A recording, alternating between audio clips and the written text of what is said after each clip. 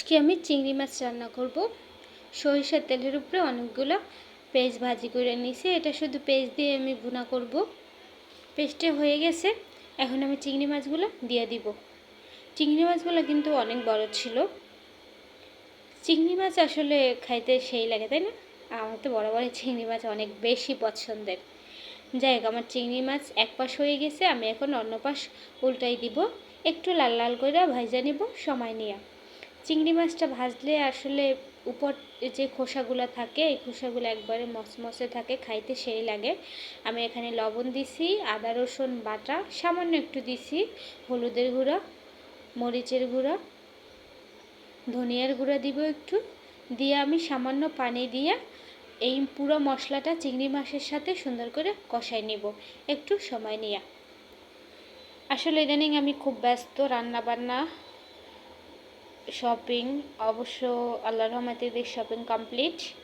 আজকে শুক্রবারে যাইয়া সকালবেলা শপিং করছি, তারপর আবার রান্না বান্না সব কিছু মিলে অনেক বেশি ব্যস্ত, যার কারণে ভিডিও কন্টিনিউ দেওয়া হইতেছে না। চিংড়ি মাছের পাগুলা ছিল, আমি পাগুলা ফালাই দেই নি। এগুলো হচ্ছে সুন্দর করে ধুইয়া আমি পিস পিস করে কাইটা চিংড়ি মাছের সাথে দিয়ে একটু নাড়াচাড়া করে দিতেছি। এখানে আমি পানি অ্যাড করব।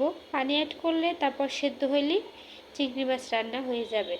এই চিংড়ি মাছটা এত বেশি লোভনীয় ছিল, কি বলবো, কালার দেখলেই বোঝা যায়। কারা কারা ঈদের শপিং করছেন অবশ্যই জানাবেন। আমার তো ডান।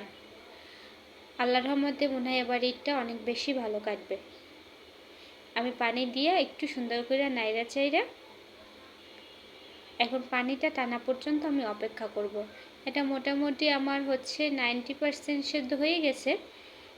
এখন ঝোলটা টানাইলে আমি এটা নামাই ফেলবো। আমি এখানে বেশি ঝোল রাখবো না, আমি এটা মাখা মাখা খাবো।